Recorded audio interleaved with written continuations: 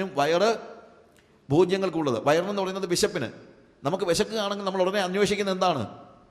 ഫുഡാണ്, ആഹാരം. ആഹാരവും വിശപ്പും തമ്മിലാണ് ബന്ധപ്പെട്ടിരിക്കുന്നത്. ദാഹവും വെള്ളവും തമ്മിലാണ് ബന്ധപ്പെട്ടിരിക്കുന്നത്, അല്ലേ? ദാഹിച്ച ഉടനെ നമ്മൾ എന്ത് ചെയ്യുന്നു? പോയി വെള്ളം കുടിക്കുന്നു, ഇല്ലേ? അപ്പോൾ അത് അന്യോന്യം എന്താണ്? ദാഹം, വെള്ളം. ദാഹത്തെ ശമിപ്പിക്കണമെങ്കിൽ എന്ത് വേണം? വെള്ളം വേണം. വിശപ്പിനെ ശമിപ്പിക്കണമെങ്കിൽ എന്ത് വേണം? ആഹാരം വേണം. ഇതുപോലെ എൻ്റെ ബോഡി എന്ന് ഉദ്ദേശിക്കുന്നത് ഈ ശരീരം എന്നുള്ള അർത്ഥത്തിലല്ല, എൻ്റെ എല്ലാ ഹ്യൂമൻ ഫാക്കൽറ്റീസും ഉൾപ്പെടെയുള്ള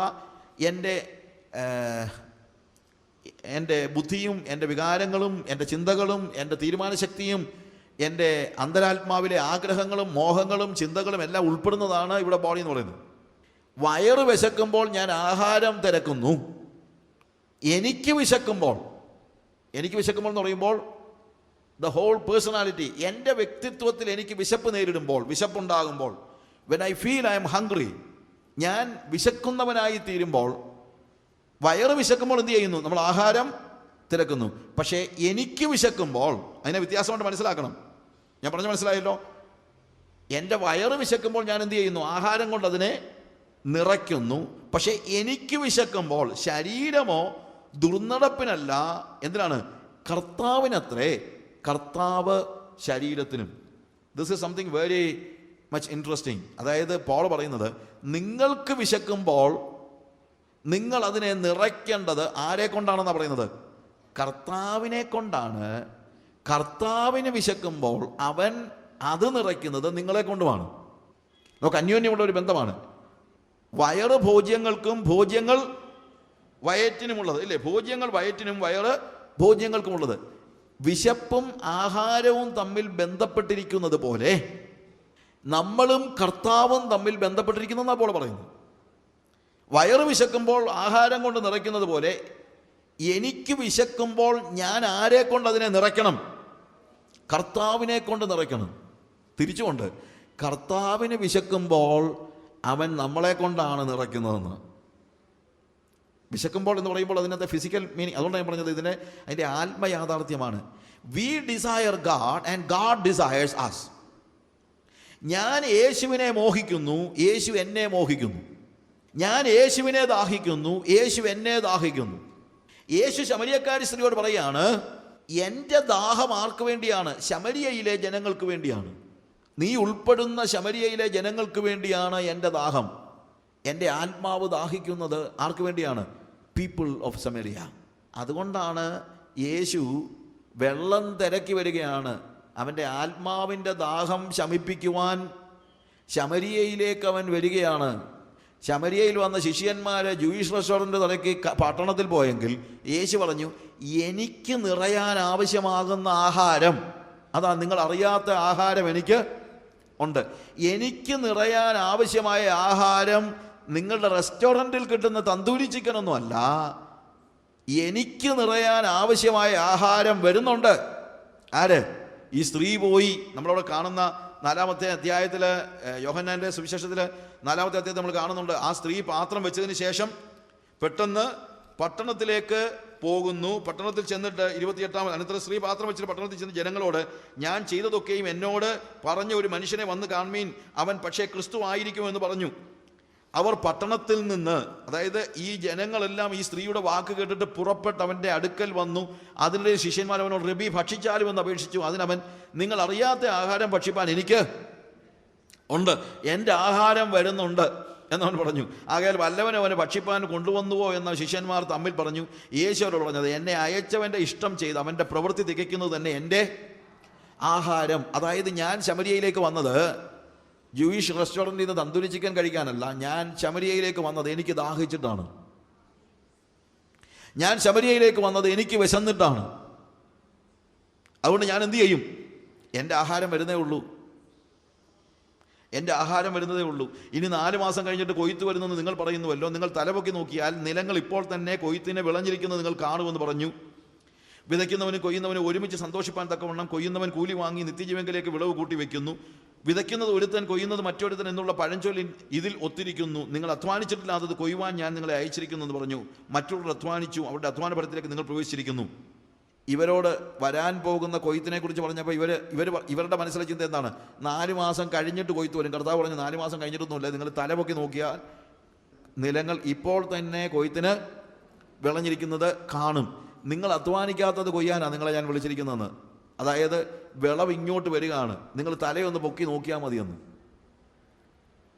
അവർ തല പൊക്കി നോക്കിയപ്പോൾ എന്താ കണ്ടത്? 39-ാമത്തെ വാക്യത്തിൽ, ഞാൻ ചെയ്തതൊക്കെയും അവൻ എന്നോട് പറഞ്ഞു എന്ന് 3 സാക്ഷ്യം പറഞ്ഞ വാക്ക് നിമിത്തം ആ പട്ടണത്തിലെ പല ശമര്യരും അവനിൽ വിശ്വസിച്ചു. അങ്ങനെ ശമര്യർ അവൻ്റെ അടുക്കൽ വന്ന് തങ്ങളോടുകൂടെ പാർക്കണമെന്ന് അവനോട് അപേക്ഷിച്ചു. നോക്ക്, ശിഷ്യന്മാരോട് സംസാരിച്ചുകൊണ്ടിരിക്കുമ്പോൾ പറഞ്ഞു, നിങ്ങൾ തലയൊന്ന് പൊക്കി നോക്കിയാൽ ഇപ്പം തന്നെ കൊയ്ത്തിന് വിളഞ്ഞിരിക്കുന്ന കാണുന്നു. അവർ തലപൊക്കി നോക്കിയപ്പോൾ നീണ്ടു വരുന്നു ശമര്യരെല്ലാം കൂടെ. ഞാൻ പറഞ്ഞ മനസ്സിലായല്ലോ? അപ്പോൾ കർത്താവ് പറഞ്ഞ വാക്ക് അവിടെ തന്നെ നിവൃത്തിയാകുകയാണ്. എന്ത്? ഇപ്പോൾ തന്നെ കൊയ്ത്തിന് വിളഞ്ഞിരിക്കുന്നു. ഏതാണ് കൊയ്ത്തിന് വിളഞ്ഞിരിക്കുന്നത്? കൊയ്ത്തിന് വിളഞ്ഞിരിക്കുന്നത് ശമര്യരാണ്. ഇവരുടെ മനസ്സിൽ, ജീവിതത്തിൽ, ജന്മത്തിൽ അവർ ചിന്തിച്ചില്ല ശമര്യയുടെ കൊയ്ത്തിന് വിളഞ്ഞിരിക്കുന്ന ആളുകളാണെന്ന്. അവർ ചിന്തിച്ചത് യഹൂദന്മാർ മാത്രമേ വിളഞ്ഞിരിപ്പുള്ളെന്നാണ്. നമ്മുടെ ചിന്ത അതാ, മലയാളികൾ മാത്രമേ വിളഞ്ഞിരിപ്പുള്ളൂ, സുറിയാനി ക്രിസ്ത്യാനികളെ വിളഞ്ഞിരിപ്പുള്ളൂ. ഇതൊക്കെയാണ് നമ്മുടെ മനസ്സിലെ ചിന്ത. എൻ്റെ പൊന്നു സഹോദരങ്ങളെ, നിങ്ങൾ തലപൊക്കി നോക്കിയാൽ കൊയ്ത്തിന് വിളഞ്ഞ് വെളുത്തിരിക്കുന്ന അനേക ശമര്യരെ നിങ്ങൾക്ക് കാണാം. തലപൊക്കത്തില്ലല്ലോ, അതാ പ്രശ്നം. ഇനിയുണ്ട് 4 മാസമെന്നാണ് നമ്മൾ പറയുന്നത്. ഇല്ല, ഇപ്പോൾ തന്നെ നിങ്ങളൊന്ന് തലപൊക്കി നോക്ക്. നിങ്ങളൊന്ന് തലപൊക്കി നോക്കിയാൽ യേശുവിന് വേണ്ടി വിളഞ്ഞിരിക്കുന്ന അനേക കറ്റകളെ നിങ്ങൾക്ക് കാണാനായിട്ട് പറ്റും, അനേക കതിരുകളെ നിങ്ങൾക്ക് കാണാനായിട്ട് കഴിയും. പക്ഷെ നമ്മൾ തലപൊക്കി നോക്കത്തില്ല. നമുക്കിഷ്ടമുള്ളിടത്ത് മാത്രമേ നമ്മൾ നോക്കത്തുള്ളൂ, അല്ലേ? താഴോട്ട് നോക്കി നടക്കുകയാണ്. വളരെ ലിമിറ്റഡ് വിഷൻ മാത്രമേ നമുക്കുള്ളൂ. ഈ ലിമിറ്റഡ് വിഷനാണ് നമ്മുടെ എല്ലാം പ്രശ്നം. എന്നാൽ യേശുവിന് അങ്ങനല്ല. അവൻ പറഞ്ഞു, എനിക്ക് ദാഹിക്കുന്നു. ആർക്ക് വേണ്ടി ദാഹിക്കുന്നു? ഈ ശമര്യയിലെ ജനങ്ങൾക്ക് വേണ്ടി എനിക്ക് ദാഹിക്കുന്നു. നിങ്ങളറിയാത്ത ആഹാരം എനിക്കുണ്ട്, അത് വരുന്നുണ്ട്. ഓഫ് കോഴ്സ് അവൻ്റെ ദാഹം അവിടെ ഫലവത്താവുകയാണ്, അവൻ്റെ വിശപ്പ് അവിടെ ഫലവത്താവുകയാണ്. അവനവിടെ അനേക ആളുകൾ അവനിൽ വിശ്വസിച്ചു, അനേക ശമര്യയിൽ അവൻ വിശ്വസിച്ചു. അവരോടുകൂടെ പാർക്കണമെന്ന് ആവശ്യപ്പെട്ടു. 2 നാൾ അവിടെ എഴുതിയിരിക്കുകയാണ്. 2 നാൾ അവൻ അവിടെ പാർത്തു. ഏറ്റവും അധികം പേർ അവൻ്റെ വചനം കേട്ട് വിശ്വസിച്ചു. ഇനി നിന്റെ വാക്കുകൊണ്ടല്ല ഞങ്ങൾ വിശ്വസിക്കുന്നത്, ഞങ്ങൾ തന്നെ കേൾക്കുകയും അവൻ സാക്ഷാൽ ലോകരക്ഷകനെന്ന് അറിയുകയും ചെയ്തിരിക്കുന്നുവെന്ന് അവർ സ്ത്രീയോട് പറഞ്ഞു. ഞാൻ ചെയ്തതൊക്കെയും എന്നോട് പറഞ്ഞ ഒരു മനുഷ്യനെ ഞാൻ കാണിച്ചു തരാം, ഒരുപക്ഷെ അവൻ ക്രിസ്തുവായിരിക്കുമോ എന്നുള്ള ഒരു ചോദ്യത്തോടു കൂടെയൊക്കെയാണ് ശമര്യക്കാരി സ്ത്രീ എന്ന് പറഞ്ഞത്. ഇതാണോ ഇല്ലയോ എന്ന് അറിയാൻ വേണ്ടിയാണ് ഇവർ വന്നത്. പക്ഷേ ഇപ്പോൾ ആളുകൾ പറയുന്നതെന്നറിയാമോ? എന്താ പറയുന്നത്? ഇനിയിപ്പോൾ നിന്റെ വാക്കൊന്നും ഞങ്ങൾക്ക് വേണ്ട, ഞങ്ങൾ തന്നെ കേട്ട് വിശ്വസിച്ചിരിക്കുന്നു. അനേക ശമര്യർ അവനിൽ വിശ്വസിച്ചു. വാസ്തവത്തിൽ ശിഷ്യന്മാർ നല്ല മനുഷ്യരാ. 2 നാൾ അവരോടുകൂടെ പാർത്തുന്നത്. ഇതിലെ പോകാൻ തന്നെ മനസ്സില്ലാത്ത ഈ പാർട്ടികൾ ഇപ്പോൾ എന്ത് ചെയ്തു? ശമര്യരുടെ കൂടെ പാർത്തു. കർത്താവ് രൂപാന്തരം വരുത്തി എല്ലാവരും നന്നാകുമല്ലോ എന്നുള്ളൊരു ആശ്വാസത്തിലാണ് ഞാൻ വിളിക്കുന്നത്. കർത്താവിൻ്റെ ഒരു സ്പർശനത്തിൽ എന്താണ്, ഈ ശിഷ്യന്മാർ ഏതാണെങ്കിലും ഈ കാര്യങ്ങളൊക്കെ മനസ്സിലാക്കി. യേശുവിൻ്റെ ദാഹം എന്താണെന്ന് മനസ്സിലാക്കി. എന്നെ അയച്ചവൻ്റെ പ്രവൃത്തി എന്താണെന്നുള്ളത് മനസ്സിലാക്കി. ദേ അണ്ടർസ്റ്റുഡ് ഇറ്റ്. പ്രിയമുള്ളവരെ, ഇന്ന് നമ്മളോടൊന്ന് മനസ്സിലാക്കണം, യേശുവിൻ്റെ ദാഹം എന്താണ്. വ്യക്തിപരമായി അവൻ്റെ ദാഹം, അവൻ എന്നെ ദാഹിക്കുന്നു, ഇല്ലേ? അതുകൊണ്ടാണ് പറഞ്ഞത്, കൊരിന്ത്യർ നമ്മൾ വായിച്ചല്ലോ, എന്താണ്? ശരീരം ദുർനടപ്പിനല്ല. ശരീരം എന്ന് ഉദ്ദേശിക്കുന്നത് എന്താണ്? നമ്മുടെ ബോഡി അല്ല, ഞാൻ, എൻ്റെ പേഴ്സണാലിറ്റി, എൻ്റെ ഫാക്കൽറ്റീസ്, ഓൾ ഹ്യൂമൻ ഫാക്കൽറ്റീസ്, അതിൻ്റെ ഒരു ഒരു ഒരു ഒരു ഒരു ഒരു ക്ലബിംഗ് ആണ്. അത് മൊത്തം ഒരുമിച്ച് ചേർത്താണ് വാസ്തവത്തിൽ അവിടെ ഉപയോഗിച്ചിരിക്കുന്ന ശരീരം എന്ന് പറയുന്നത്. അത് ആർക്ക് വേണ്ടിയുള്ളതാണ്? ശരീരം ദുർനടപ്പിനല്ല, കർത്താവിന്. കർത്താവ് ശരീരത്തിനും. കർത്താവിന് എന്നെ ദാഹിക്കുന്നു, എനിക്ക് കർത്താവിനെ ദാഹിക്കുന്നു. ഈ ഒരു റിലേഷനാണ് ഉണ്ടാകുന്നത്. വാസ്തവത്തിൽ സ്പിരിച്വാലിറ്റി ഒരു വലിയ ഒരു കാര്യമാണ് നമ്മളവിടെ മനസ്സിലാക്കുന്നത്. നമ്മളെ ദാഹിക്കുന്നവനായ കർത്താവ്, കർത്താവിനെ ദാഹിക്കുന്ന നമ്മൾ. ഇന്ന് ഈ സമയത്ത് ഞാൻ നിങ്ങളോട് ചോദിക്കട്ടെ, അവൻ്റെ ദാഹത്തിൻ്റെ ആഴം നമ്മളൊന്ന് അറിയുമോ? കാൽവരി ക്രൂശിൽ കിടന്നുകൊണ്ട് അവൻ ചോദിക്കുന്ന ചോദ്യമാണ്, എനിക്ക് ദാഹിക്കുന്നു. അവനെ കണ്ടുകൊണ്ടിരുന്ന സാധാരണക്കാരായ ആളുകൾ, അവർക്കതിനെ ഫിസിക്കലായിട്ട് മാത്രമേ മനസ്സിലാക്കാൻ പറ്റുള്ളൂ. കാര്യം അവരുടെ ആത്മകണ്ണുകൾ തുറന്നവരല്ല. അവർ ദൃശ്യയാഥാർത്ഥ്യങ്ങളെ മാത്രം മനസ്സിലാക്കുന്നവരാണ്. ആ ദൃശ്യയാഥാർത്ഥ്യങ്ങളെ മനസ്സിലാക്കിക്കൊണ്ട് ആ മനുഷ്യരെന്ത് ചെയ്തു? ഒരു സ്പോഞ്ച് നിറയെ പുളിച്ച വീഞ്ഞെടുത്ത്, അല്ലെങ്കിൽ കയ്പ് കലർത്തിയ വീഞ്ഞ്, ട്രക്ഡ് വൈനെടുത്ത് അവന് കുടിക്കാൻ കൊടുത്തു. അത് രുചി നോക്കിയാറേ അവനെ കുടിപ്പാൻ മനസ്സായില്ല. അവനത് ടേസ്റ്റ് ചെയ്ത് നോക്കി. യോഹന്നാന്റെ സുവിശേഷത്തിൽ അവനത് ടേസ്റ്റ് ചെയ്തെന്ന് എഴുതിയിട്ടുണ്ട്. എന്നാൽ ആ ടേസ്റ്റ് ചെയ്തപ്പോൾ അവന് കുടിക്കാൻ മനസ്സായില്ല. മത്തായി എഴുതിയിരിക്കുകയാണ്, അതിന് മനസ്സായില്ല. എന്തുകൊണ്ട് മനസ്സായില്ല? അവൻ്റെ മനസ്സായില്ല. ഇറ്റ്സ് ബിക്കോസ് അവൻ ഹ്യൂമൻ വേയിൽ മാനുഷികമായി എല്ലാ വേദനകളുടെയും പാരമ്യതയിൽ തന്നെ അത് അനുഭവിക്കാൻ അവൻ തയ്യാറായി. അത് ലോക യാഥാർത്ഥ്യങ്ങൾ മാത്രം കാണുന്ന വ്യക്തികളാണ് അവൻ ദാഹിക്കുന്നു എന്ന് പറഞ്ഞപ്പോൾ ഭൗതിക യാഥാർത്ഥ്യമായി അതിനെ കണ്ടതുകൊണ്ടാണ് അവൻ എന്ത് ചെയ്തത്?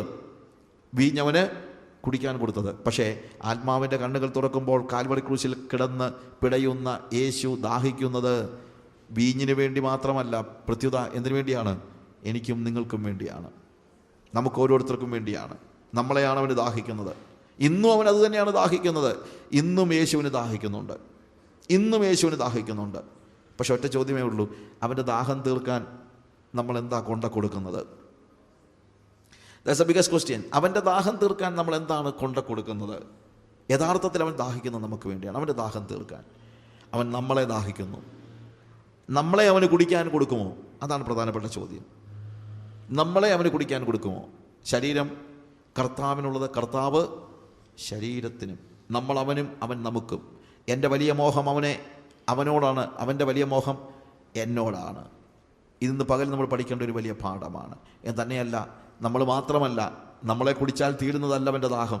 ഈ ഭൂമിയിലെ സകല മനുഷ്യരെയും അവനാണ് സൃഷ്ടിച്ചത്. എനിക്ക് വേണ്ടി മാത്രമല്ലല്ലോ അവൻ മരിച്ചത്, ആണോ? എനിക്ക് വേണ്ടി മാത്രമല്ല, നിങ്ങൾക്ക് വേണ്ടി മാത്രമല്ല, ഇന്ന് സഭയ്ക്കുള്ളിലേക്ക് കയറി വരുന്ന ചർച്ച് ഗോവേഴ്സിന് വേണ്ടി മാത്രമല്ല അവൻ മരിച്ചത്. അവൻ മരിച്ചത് ഈ 5 ഭൂഖണ്ഡങ്ങളിലുമുള്ള സകല മനുഷ്യർക്കും വേണ്ടിയാണ്. അതുകൊണ്ട് അവൻ്റെ ദാഹം പൂർണ്ണമായും തീർക്കാൻ നമുക്ക് കഴിയണമെങ്കിൽ എന്ത് ചെയ്തേ പറ്റുള്ളൂ? അവരെയൊക്കെ നമ്മൾ അവൻ്റെ മുമ്പിൽ കൊണ്ട് കൊടുത്തേലേ പറ്റുള്ളൂ. ഇന്ത്യക്കാരായ ആളുകൾ, ചൈനക്കാരായ ആളുകൾ, ഇന്ത്യയിൽ തന്നെയുള്ള എത്രയോ ആളുകൾ. ഞാൻ വാസ്തവത്തിൽ ഈ ദൈവത്തിൻ്റെ ഈ ജ്ഞാനത്തെക്കുറിച്ച് നമുക്ക് പറഞ്ഞാൽ മനസ്സിലാകാത്ത ഒരു വലിയ ജ്ഞാനമാണ്. ശരിക്കും ഈ അർബനൈസേഷനും മറ്റും പറയുമ്പോഴത്തേക്ക് എനിക്ക് പട്ടണം ഇഷ്ടമുള്ള ആളല്ല. പട്ടണം എന്ന് പറയുന്നത് എനിക്ക് ഒട്ടും ഇഷ്ടമില്ല. എനിക്കും ഇല്ല, എൻ്റെ ഭാര്യയ്ക്കും ഇല്ല, എൻ്റെ മക്കൾക്കും ഇല്ല. അവർക്കെല്ലാം ഗ്രാമം മതി. ഗ്രാമത്തോട് ഭയങ്കര ആഭിമുഖ്യം, എനിക്ക് ഭയങ്കര ആഭിമുഖ്യമാണ്. ഞാൻ ചിലപ്പം പറയാറുണ്ട്, ഒരു പഴയ ഒരു ഫ്രേസ്, ഇംഗ്ലീഷിലൊരു ഫ്രേസ് പറയാറുണ്ട്, God created villages and man made cities എന്ന്. ദൈവം ഗ്രാമങ്ങളെ സൃഷ്ടിച്ചു, മനുഷ്യൻ പട്ടണങ്ങളെ ഉണ്ടാക്കി. അർബനൈസേഷൻ ഇന്നത്തെ വലിയ ഒരു പരിധി വരെ പറഞ്ഞു കഴിഞ്ഞാൽ അർബനൈസേഷൻ വലിയൊരു പ്രശ്നമാണ്. പക്ഷേ അർബനൈസേഷൻ്റെ വലിയൊരു ഗുണമുണ്ട്. എന്താണെന്നറിയാമോ? അതുകൊണ്ടാണ് നിങ്ങൾക്കിപ്പം ബീഹാറിയെയും ഒറീസക്കാരനെയും ആന്ധ്രാക്കാരനെയും ഒക്കെ നിങ്ങളുടെ ഗ്രാമത്തിലും പട്ടണത്തിലും കിട്ടുന്നത്. ഞാൻ പറഞ്ഞ് മനസ്സിലാക്കണം. നേരത്തെ ഒരു ബീഹാറിയെ കാണണമെങ്കിൽ നിങ്ങൾ പാറ്റ്നയിൽ ചെല്ലണമായിരുന്നു. പക്ഷേ ഇപ്പോൾ ബീഹാറിയെ കാണണമെങ്കിൽ പാറ്റ്നയിൽ പോകണ്ട. എവിടെയാ? എറണാകുളത്തും കോഴിക്കോട്ടും. ഒരുപക്ഷെ നിങ്ങളുടെ ഗ്രാമത്തിൽ വരെ പണിയെടുക്കാൻ വരുന്നവൻ ഇപ്പോൾ ബീഹാറിയാണ്. എന്തിനാ കർത്താവ് കൊണ്ട് തന്നെന്നറിയാമോ? അതാ ഞാൻ പറഞ്ഞത്, കർത്താവിൻ്റെ ജ്ഞാനത്തിൻ്റെ വലിപ്പം ഞാൻ മനസ്സിലാക്കുന്നത്. എന്തിനാ കൊണ്ട് തന്നത്? നിങ്ങൾക്ക് പണി കിട്ടാൻ വേണ്ടി, നിങ്ങൾക്ക് പണിക്കാരെ കിട്ടാൻ വേണ്ടി മാത്രമാണ് നിങ്ങൾ ചിന്തിക്കരുത്. ഇവരെയൊക്കെ യേശുവിന് ദാഹിക്കുന്നു. ഈ ബീഹാറിക്ക് വേണ്ടിയൊക്കെയാണ് യേശു ദാഹിച്ചത്. ഈ ഒറീസക്കാരന് വേണ്ടിയാണ് യേശു ദാഹിച്ചത്.